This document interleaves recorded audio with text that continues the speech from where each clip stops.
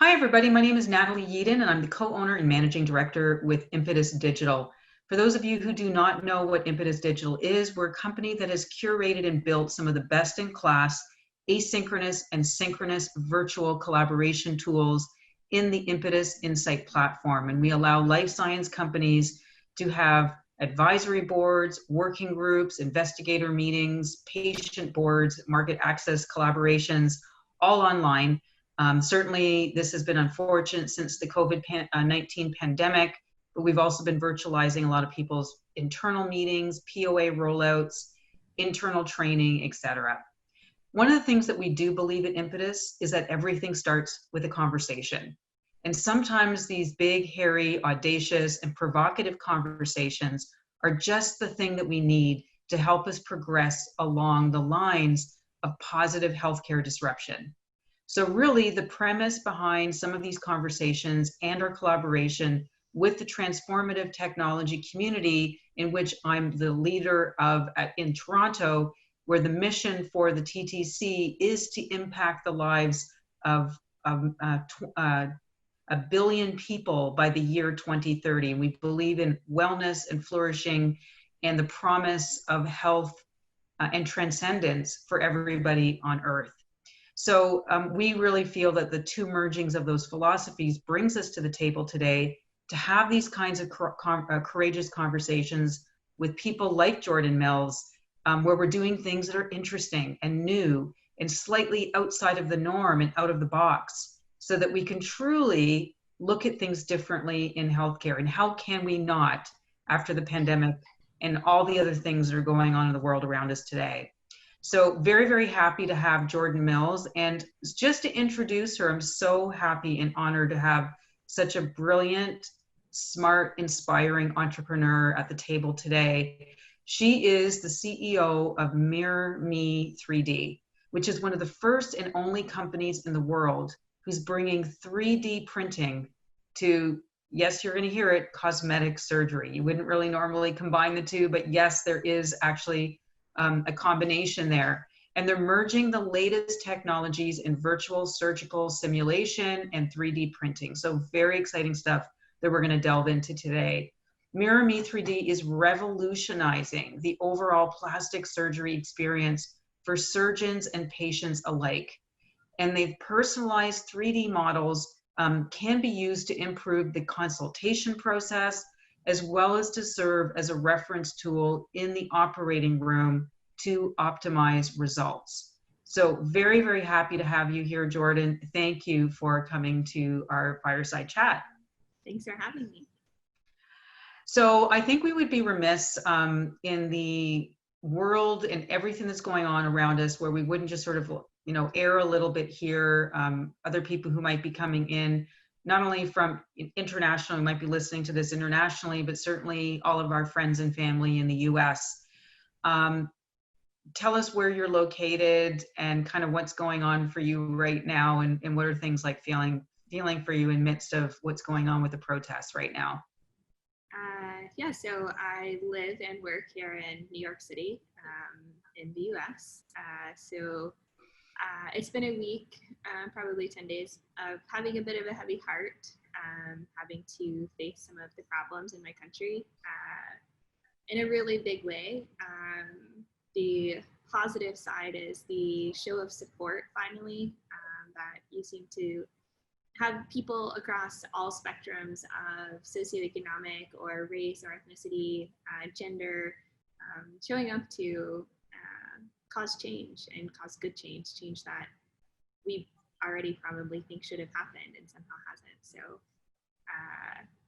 I'm excited to be here and to do that, but for sure, a time to remember a lot of people right now.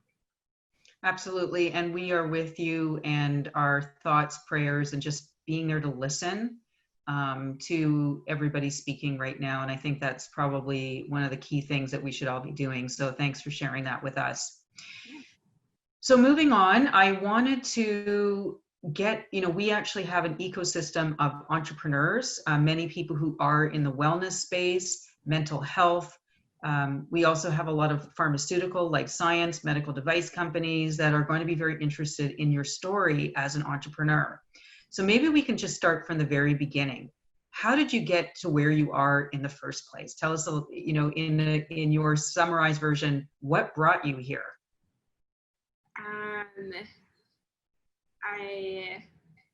A lot of things have gone exactly as they needed to for me to end up where I am. And I don't like to attribute my success so far to luck, but sometimes it does feel that way. I think the biggest reason I am where I am today is I had very good mentors growing up. I've had mentors that I've known for decades at this point. And so they're definitely a reason that I can sit here and talk to you as CEO of MirrorMe. I've been an entrepreneur, I guess, my whole life. The first thing I ever did as a kid was I would pick all the pecans in our yard and I would go and sell them at the top of my street.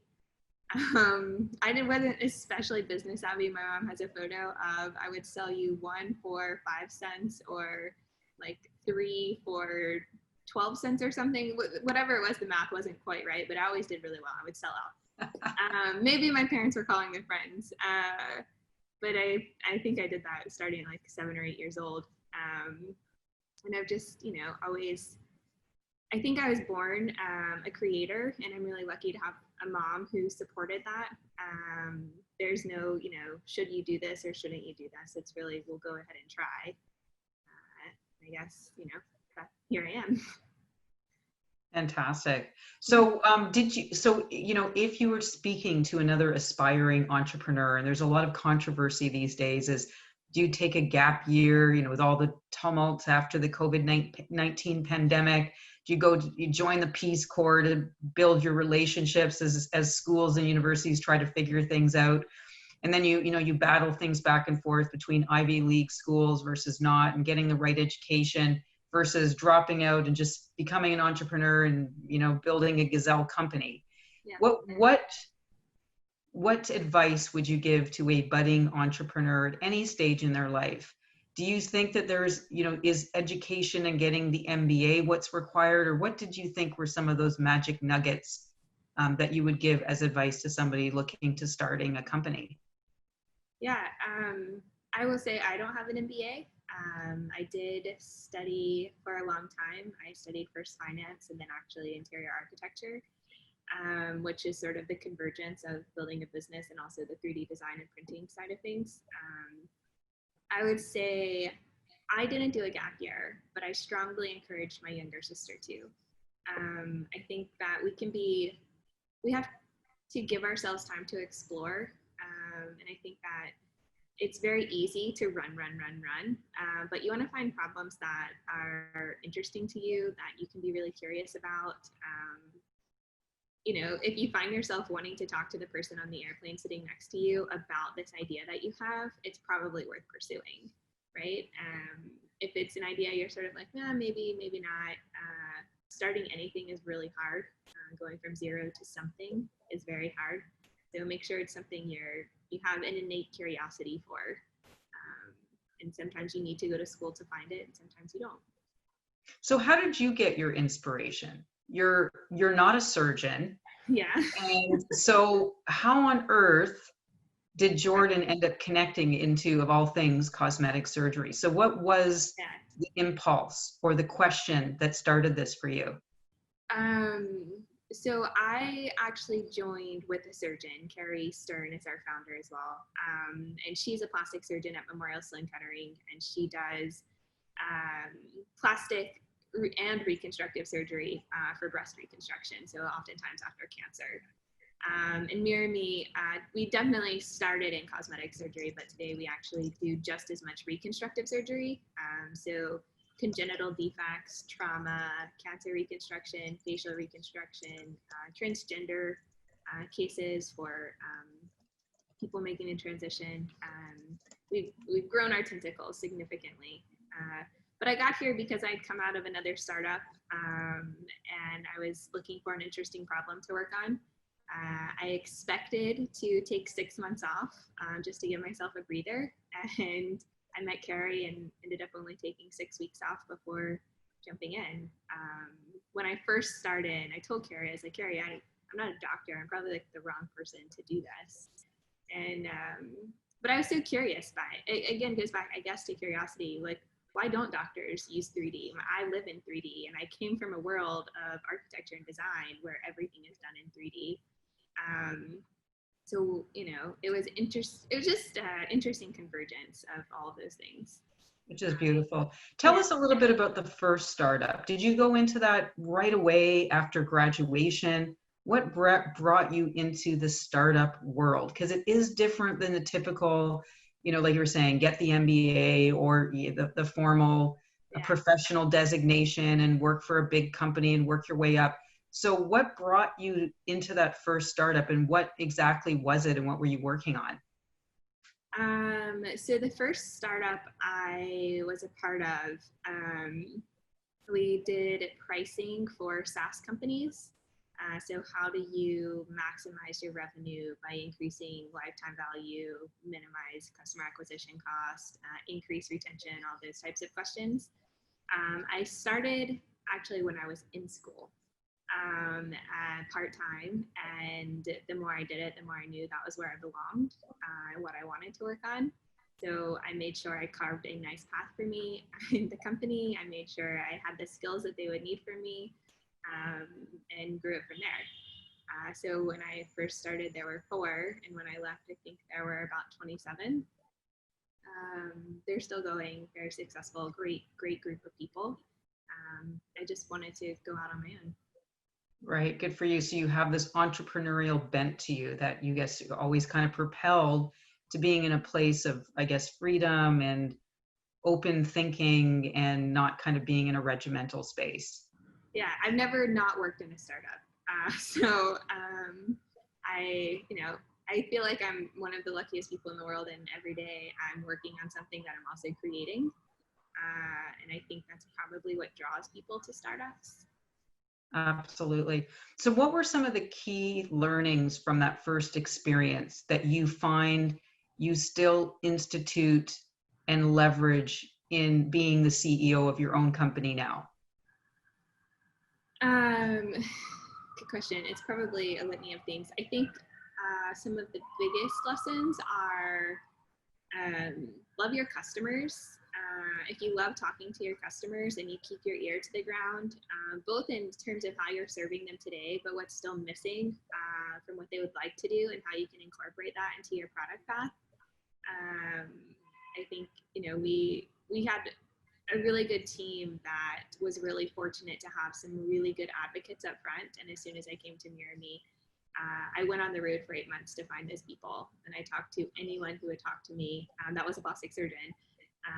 How are you doing this today? What do you wish you could do? What can't you do? Even if it wasn't quite related to MirrorMe, I wanted to hear everything. I think startups can be great synthesizers, both of what is today and what needs to be tomorrow. So I think that's one of the biggest lessons. And then maybe the next one is form a team that inspires you, form a team that you want to work for, even on a Saturday morning. Those are the people who get you through the long nights, get you through the rough weeks. You become your own family if done well. And I think that that's really important to the success of anyone in a startup as well. So are you still with your business partner, Carrie? And if you were to give advice to other people who are considering the idea of creating a company with other co-founders, I know you were mentioning some ideas right there, but how have you managed through the inevitable periods of conflict? What sort of advice would you give of just sort of managing those things so that you're streamlining process of basically the next important relationships besides, somebody that you're married to? How have you navigated those sometimes difficult and challenging waters? I am not scared of difficult conversations. I'm definitely not scared of iteration. Sometimes we try something, it doesn't go exactly as we wanted, or it doesn't go as well as we wanted. And it's really setting a culture of negative tests aren't failures. That's something I repeat a lot. It's okay to iterate. And I think early on with anyone, I try as quickly as possible to allow tough conversations to bubble up. I, I, I can be quite blunt, and I don't, I don't do it because I only want to talk about the bad stuff, but I definitely think that problems you don't talk about only get bigger.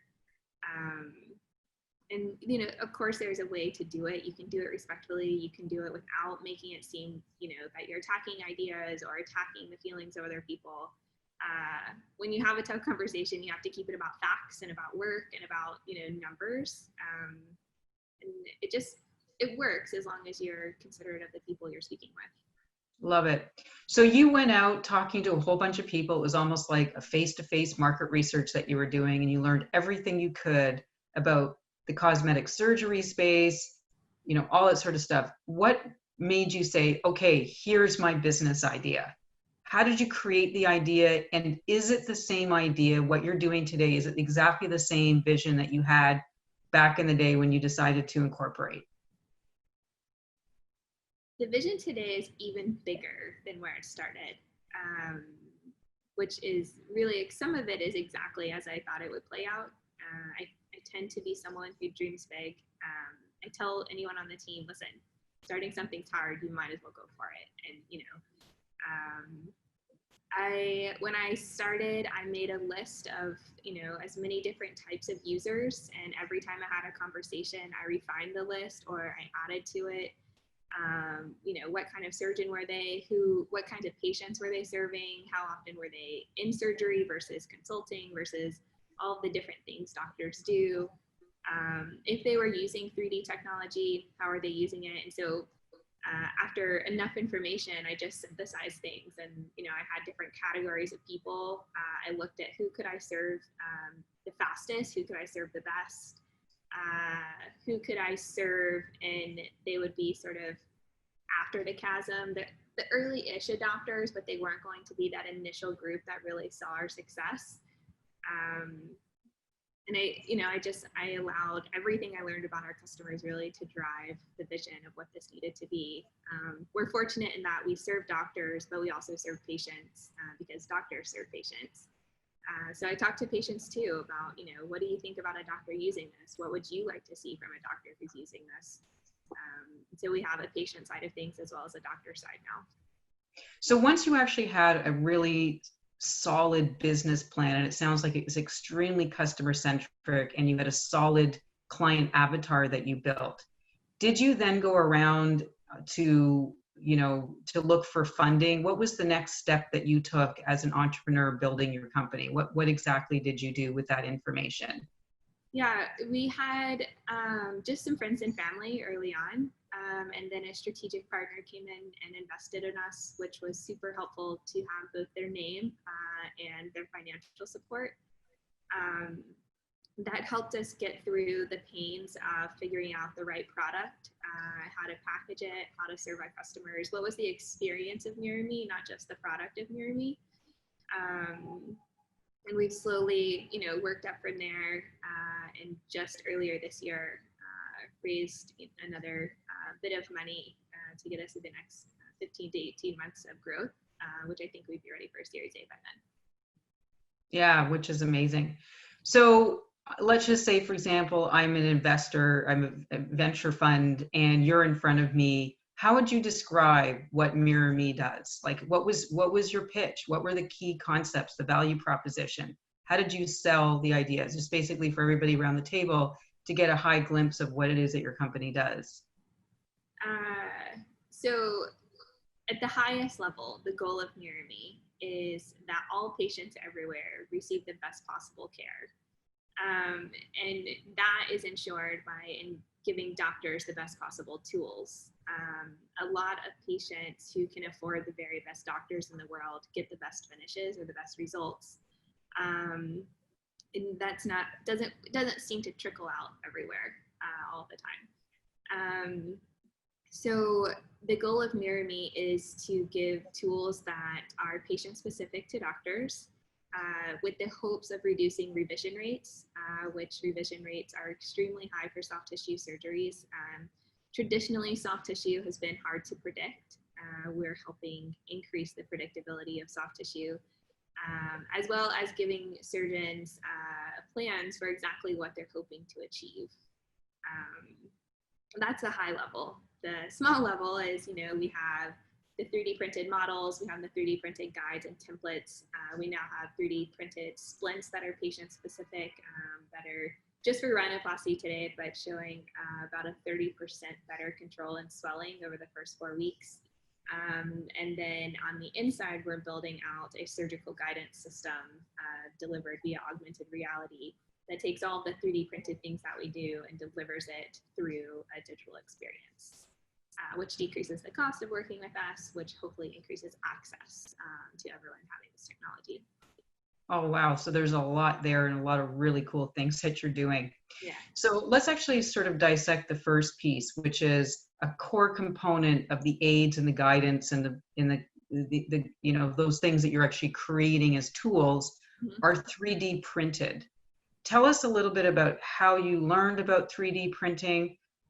How have you built this so that it actually is scalable? So just really some of the premise around that piece of technology that's a core basis of what MirrorMe does. Sure. So 3D printing, the first time I 3D printed was actually in school when I was studying architecture. A class, I think it was my second to last semester, we built a 3D printer, obviously primitive. It was a while ago, but that was, I've always been pretty a hands-on person. I like to build things in general. So that was the first time I 3D printed, and I sort of, played on and off with it, always followed it since then. For here, again, it goes back to being willing to iterate. I would just print and print and print all kinds of shapes to understand. Most people think a 3D printer is sort of like a microwave, like you just tell it to go and it's going to do something good. It works, but it's maybe not accurate. We like to say that we're within a millimeter of accuracy. So we have to be really careful about orientations and viscosity and all kinds of components that creates a successful 3D print that is accurate, not just looks like it's supposed to. I think we've done over 300 tests of different types of things on the kind of printer that we use for our models is different than for our splints and our guides. So, testing everything, documenting everything, trending for positive results. I guess I had a few mentors who taught me a lot about 3D printing as well. And I'm a pretty avid reader, so I read up on things. Although I feel like by the time you read a book about technology, it's a little bit obsolete. So I guess that's how I learned. Nowhere formally, just completely trial. So what does the scalability of that look like? So let's just say, for example, you're planning to work on this nationally, internationally. Whenever the typical person like me thinks of a 3D printer, we think about the little, box that goes on. And do you have an entire warehouse of these boxes all kind of machining at the same time? I mean, what does the scalability of that 3D printing concept look like? And is it, is each thing that you're feeding into it, is it a template? Is it based on the specific metrics measured per patient? Like, what does that scalability look like? A little bit of that is proprietary, but we have refined a process that's very scalable in terms of taking patient-specific information and outputting a template or a guide or a model useful by the surgeon. In addition to printing ourselves, we have partners who help us with increased demand or those types of things.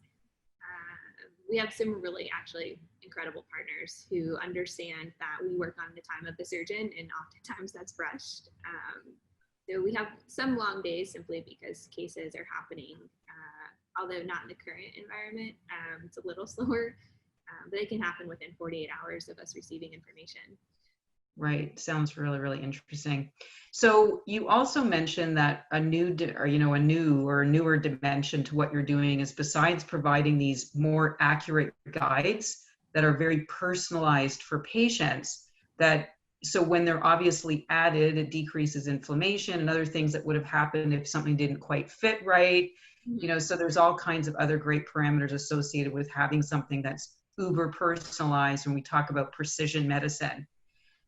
You also talked about being able to augment the process using augmented reality. So maybe you can talk to us a little bit about what is AR and how are you employing that as part of this precision medicine process that you've created? So the guiding vision of why it's important is that 3D printing is time intensive. It's a form of manufacturing, even though it is an accessible form of manufacturing, but to do it well does take a little bit of time. The goal of augmented reality was to further drive down the cost of personalized care because it's delivered digitally versus, cost of goods for material and shipping and everything else. But still give as accurate of indications for what the surgeon is hoping to achieve for that patient or for that case. I say or for that case because some patients have multiple cases before a final result. So instead of waiting for our guides or our models, we can project directly onto the patient. We can project a photorealistic simulation or different types of maps or contours that explain the rebuild of the new anatomy or the change of existing anatomy, all those types of things. So it's just like our models, our splints, and our guides, but digital. Fantastic. And you are obviously very heavy in some of the latest bleeding edge technologies. I mean, some people are just trying to catch up to doing, telemedicine, right? So you're talking about some really far ahead sorts of things. But with all of that said, we also realize that because you're doing a lot of work right now in cosmetic surgery, and we're going to talk a little bit about what some of your future aspirations are, but have you or are you going to be considering other sorts of leading edge technologies like facial recognition software and utilizing that to help with developing the guides and sort of the prints for what you're machine printing and, and on it goes? Is that part of the plan, or is there too much controversy in that software for you to start delving into it? So facial recognition isn't part of the plan for MirrorMe per se. Number one, we take privacy incredibly serious. Not just because we have to, but because I think of if I was a patient, what would I want my data exposed to? So everything is really nicely siloed. Patient data is not shared internally at all or externally with doctors or anyone else unless the patient okays it. What we are working towards in terms of automation and machine learning is identifying on a patient-specific level deformities or defects or things that need to change. That's not quite facial recognition, but probably sort of parallel to it.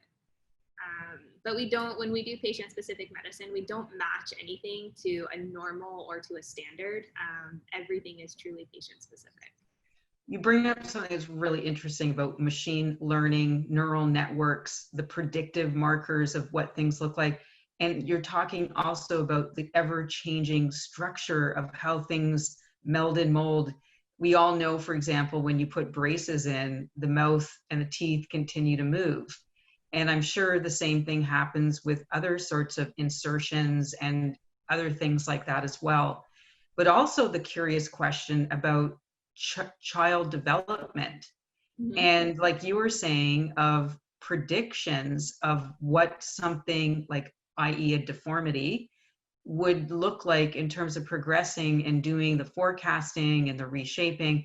Are those some of the things that you're forecasting for MirrorMe in the future? Yeah, we actually already do some of that today. If we get, we serve children as much as we serve adults on the reconstructive side. So if a child has an injury or something that causes a deformity or a defect of some sort, we can help simulate what the patient needs to look like per an idealized result, and then give the doctor that information. We don't do a lot in terms of, and maybe this is what you're actually asking, if we get a 7-year-old patient, what that patient looks like at 20. That's not really where we're going with things. We do study the change of soft tissue over time from an anti-aging perspective, facial rejuvenation perspective. Our faces really do carry our life with us in a lot of ways. If you sleep on your left side every single night, you'll actually have more volume on your left face than your right, which most people won't be able to tell, but we can. Or, you know, different things like that. So our faces are ever changing as we live and breathe. Depending on your diet, all kinds of things can determine, you know, how your face and your soft tissue really appears. Right, that's fascinating. I just think it is an absolutely fascinating area.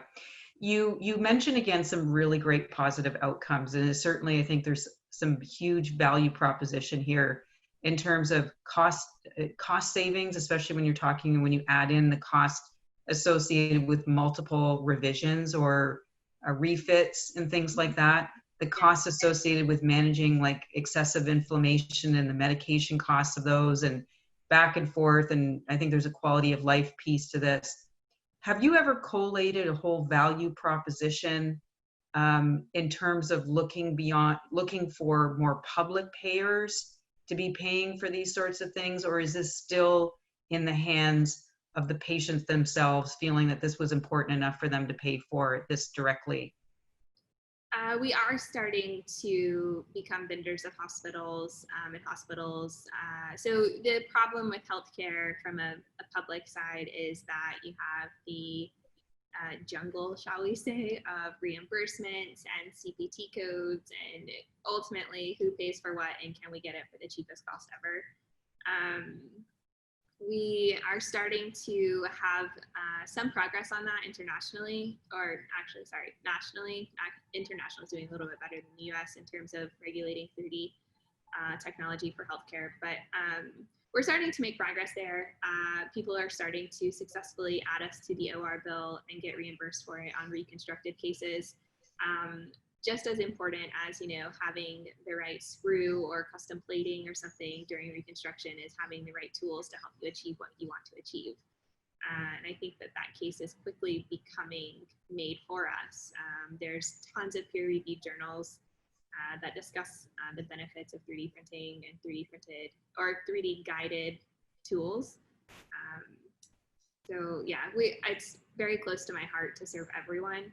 I don't want to only serve people that can afford this. So yeah, it really is brilliant and a really, really innovative idea. So outstanding.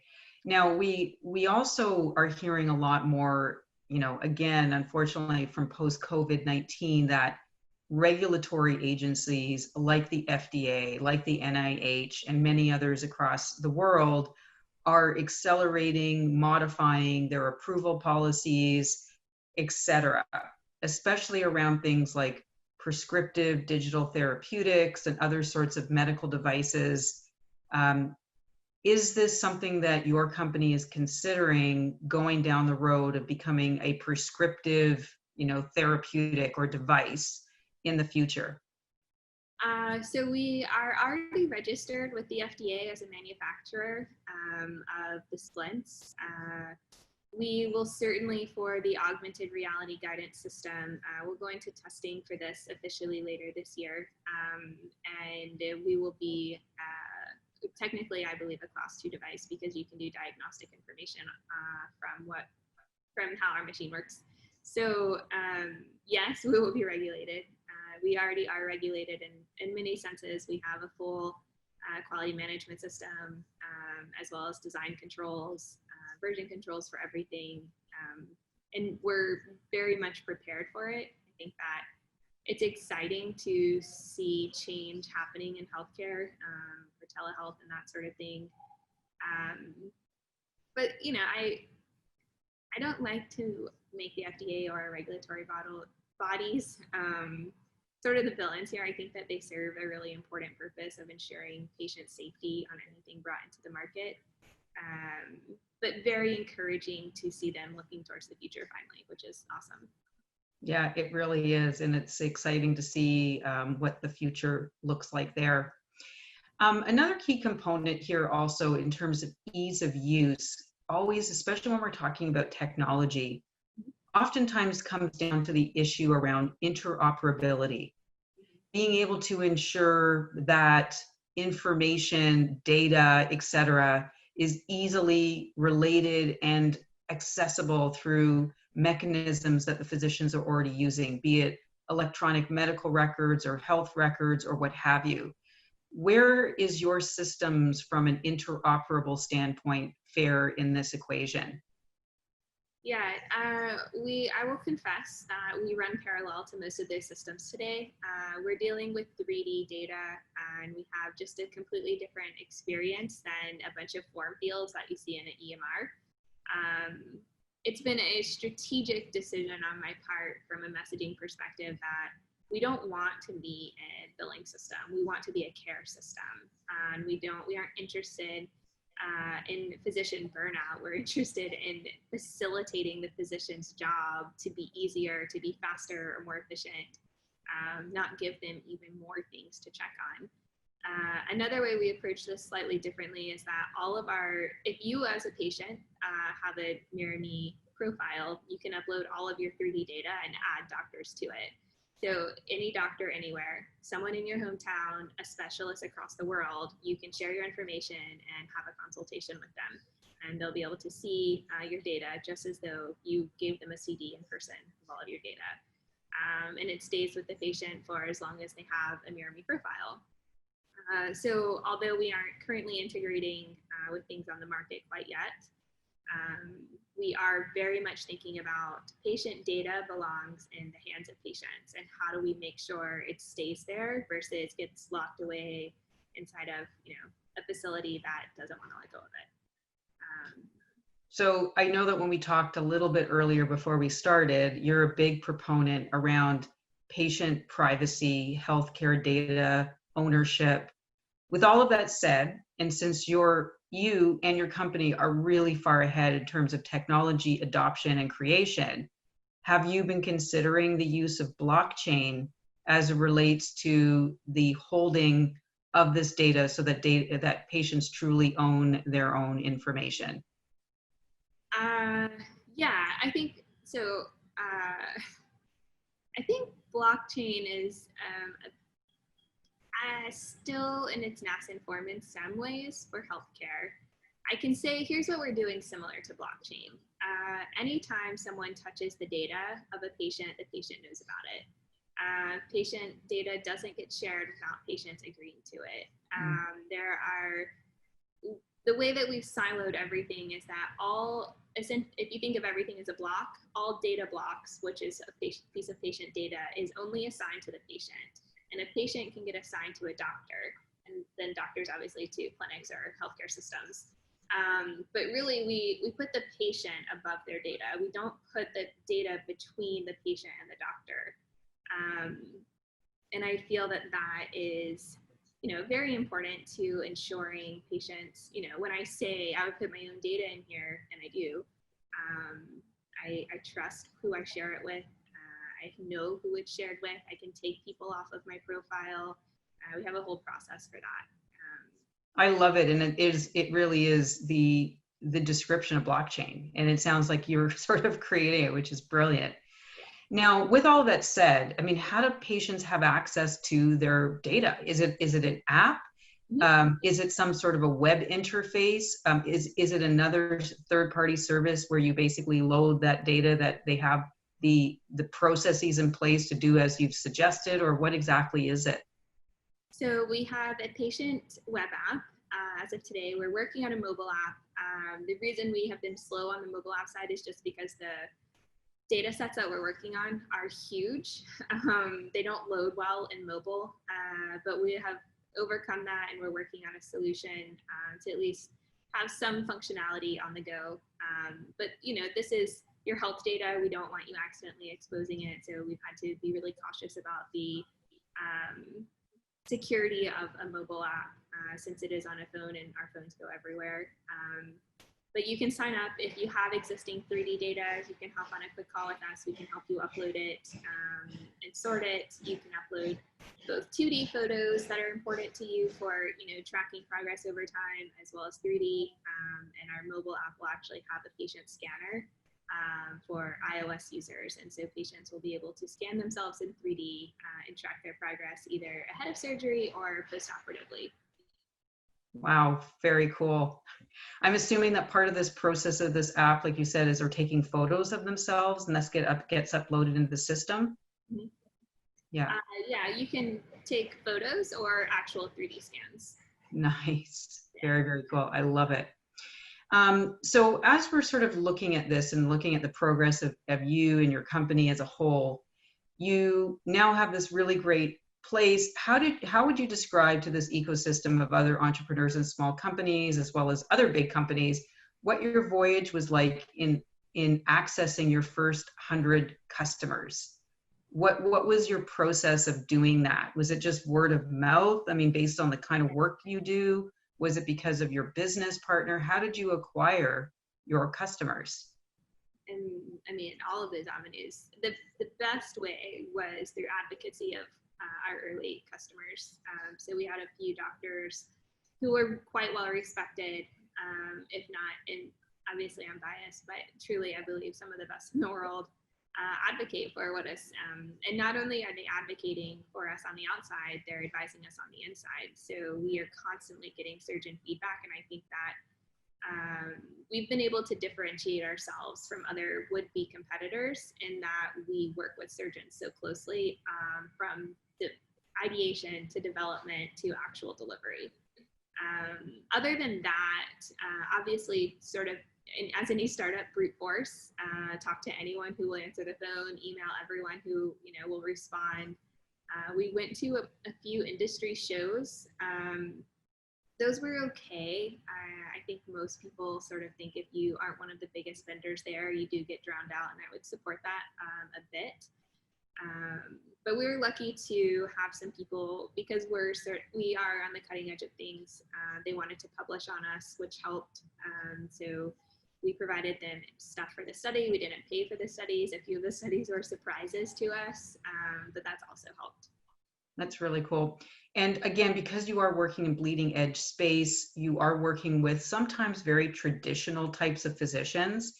How have you overcome some of the adoption rates and objections? I'm from the South. I can be very patient. I've had many doctors tell me, I think this is great, but I'm about to retire. I'm not changing my whole way of doing this yet. And so I'll have a conversation with them, sort of how you earlier in this call said, everything starts with a conversation. As soon as someone tells me that they don't think this is for them, that's the person I really want to talk to, and ask them, well, why not? What are you doing today that is better than this? Or and actually at a show, a doctor told me I'll never use this stuff. And he came back the next day at the same show, and I asked him, I was like, I'm really curious to know why you had such a hard opinion about this. And we talked and we talked and we talked. And finally it ends with, if you could have a guide that measures the things you wanted to measure, maybe I would use it. So I took an Uber to a craft store. I believe this was in Chicago. I bought a bunch of materials that I could make prototype. Essentially, I bought mesh wire and tape and glue and scissors and anything I might need overnight to produce this prototype. And I took it back to him the next day, and he is now a customer, and he brought on someone else as a customer. Wow. Yeah, that just goes to show you like determination, and like lugging your 3D printer with you on your trips always plays off. Just joking. So I think that is brilliant. It really shows the level of customer centricity. And we're really looking, like you said, not only personalized medicine as it relates to patients, but personalized customer centricity as it relates to the care, to the physician. Getting that level of interest and intrigue. I mean, I'm sure you just blew them away by the fact that you just did that. So really kudos to you to show that level of focus. So when we also talk about partnerships, we're also talking about big players. You're obviously having received funding from, a myriad of different funders, but have you also considered partnerships? You and I have talked in the past because we come from a place of, big medical device and pharmaceutical companies and other life science healthcare stakeholders, always looking for the next thing, either A, to extend their patent issues or expiries, to wanting to expand to create some value opportunities to differentiate versus their pill competitors. What is kind of going on in that world for you to think about partnerships moving forward? I am a huge proponent of partnerships. I think the more we work together, the faster we'll go in terms of changing healthcare. Late last year, we signed a distribution deal with Stryker, the craniomaxillofacial division, to distribute our models. So that has been a huge win for us as a startup to be looked at by them and then considered and ultimately trusting us to deliver this product. I think that there are some other potential partnerships for the app, especially in facial rejuvenation and the cosmetic procedures. But from a doctor perspective, I can tell you we get quite a few phone calls from doctors every week asking if we want to license their patent or different things like that. I've been pretty cautious on those types of things. MirrorMe has a strong patent portfolio as it is for most of the things we're working on. But there's no shortage, I think, of people who see our enthusiasm for patient-specific care who are asking to join us or looking for ways to join us. Very neat. And I can just imagine, I think that's extremely exciting. So as we sort of project into the future, what is next for MirrorMe? Right now you work in the cosmetic surgery space, but what else, since you have a bigger vision for giving the best healthcare to patients? So in our immediate future, it is getting ready to trial our augmented reality guidance system for soft tissue surgeries. Today we are strictly head and neck. We are in the prototype and development stage for extending our service to breast reconstruction. Obviously Carrie, she does breast reconstruction, so it's near and dear to our hearts. But the future is really about, number one, decreasing the amount of time it takes for a surgeon to have patient-specific care, and number two, to reduce the cost of it. So I think those are our North Stars in terms of, are we achieving the things we need to achieve, and everything else is just tactical things, a part of the product plan. So as we move forward and we think about emerging from the quarantines and the hibernation as we move into the new normal, what does that look like, and how has COVID-19 impacted MirrorMe, and what is the forecast for the future? We were 100% affected by COVID because the types of surgeries that we are part of are non-emergent cases. So we saw business actually come to a total standstill. Scary for sure, especially when we started the year with so much momentum. But we're starting to see trickles of life again across the country. We actually had a surgeon this morning upload 14 cases. We expect actually a pretty busy summer for people trying to make up for lost revenue. We're hearing lots about hospitals trying to have their ORs open even more than they already do to make up for lost revenue. We're hoping not for a second wave in the fall, but if there is one, we'll do our part as citizens and stay home and figure out how to go from there. Beautiful, love it. So if you were leaving just a final remarks to new companies, entrepreneurs, small businesses, or even larger companies, what's the one hope that you have for healthcare moving forward? I think don't be scared to tackle hard things, and don't lose sight of your original vision. You can take a lot of shortcuts to faster revenue. You can take a lot of shortcuts to, selling yourself more quickly or growing more quickly. I think healthcare needs some big ideas, and to our investors who have been so supportive of our timeline and having the chance to get things really and truly right, not just out. I think that's key. That's awesome. I just want to thank you very much, Jordan, for a fantastic conversation. Wishing you and your company so much great luck. I think there is some amazing things that you have ahead, and I think we're all anxiously awaiting to see some of the fantastic impact that you're going to have moving forward.